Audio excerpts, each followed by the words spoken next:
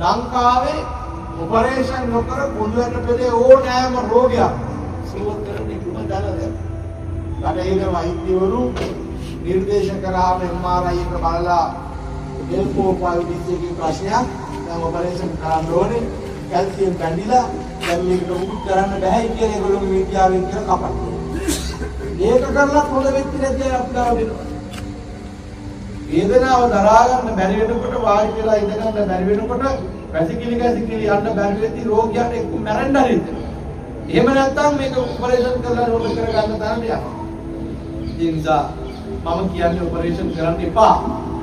කවුරු අපිට තර්ජනය කරත් අපිට දැන් බටහිර වෛද්‍යවරු බොහෝ අය ලොකු ප්‍රශ්නයක් ඇයි මේ හාමුදුරුවෝ ඔපරේෂන් කරන්න එපයි කියන්නේ. එපයි කියන්නේ කකුල් පණ නැති වෙලා ගොඩක් අයගේ. ඉනින් පල්ලෙහා පණ නැහැ අර සිවුම් නහර ස්නායු කැපුණාම නැවත ඒව පණ ගහලා එන්නේ නැහනේ. ඒ අපේ ක්‍රමයට අපි කකුලෙන් අතින් මිලුම්ගෙන් මේ හෙළ වෙදකමින් මොද කරලා දෙනවා සැක්කමක් නොකර හෙළ වෙදකමින් පොදුවට පෙළේ රෝග සුවපත් කරලා දෙනවා. මුළු ලෝකෙම අද බටහිර තාක්ෂණයේ දිහා ගියපු මේ වෛද්‍ය තාක්ෂණය අගය කරන්න පටන් ගන්නවා. අපිට ආරාධනා කරලා තියෙනවා බහරේන් රටේ වෛද්‍ය සායනයක් අපි පැවැත්වුවා කියන එකෙන් පස්සේ දැන් 23 වෙනිදා මේ මාසේ බහරේන් රාජ්‍යයට නැවත වැඩම කරනවා ඒ රෝගීන්ට බෙහෙත් හදාගෙන සුවපත් කරනවා.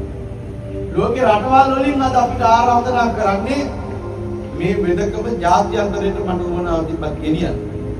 විදේශිකයෝ මේ රට ගැන කතා වෙලා මේ රටට ඒ විදේශ සාය අපිට ගෙන ගන්න උනවා.